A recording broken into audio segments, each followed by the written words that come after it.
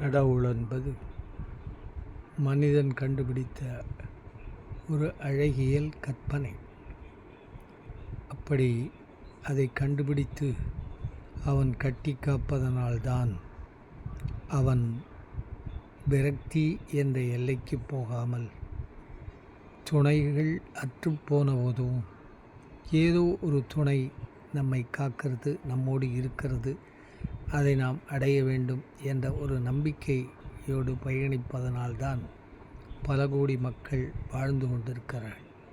எனவே அதை வைத்து பிழைப்பு நடத்துவது மட்டுமே தவறு. அதை வைத்து பிழைத்து கொள்ளுவது அல்லது வாழ்க்கையில் அழகியலை வளர்த்து கொள்வது தவறில்லை. கோவிலில் இருக்கின்றவைகள் அத்தனையுமே கூட கடவுளின் அடையாளங்கள் என்று சொல்ல முடியுமே தவிர அவைகளே கடவுளாகி விட முடியாது. அவற்றையே நமக்கு எதையும் அள்ளி தந்து விட முடியாது. அனைத்துமாக அளிக்கின்ற கடவுள் என்ற நம்பிக்கை வைத்திருக்கிறவர்கள் அதற்கு அனைத்தையும் நமக்கு அளிப்பதாக கருதும் கடவுளுக்கு எதை கொடுத்து விட முடியும்? எனவே அவை ஆதியாக இருக்கின்றது கடவுள்.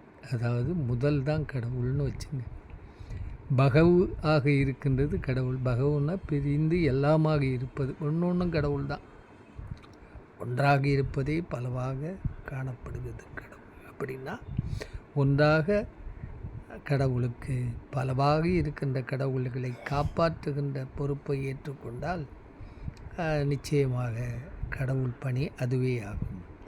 வீண் அபிடேகங்கள், ஆராதனைகள் எல்லாம் அவரவர்கள் மனத்தை திருப்திப்படுத்துவதற்காக ஏற்படுத்தி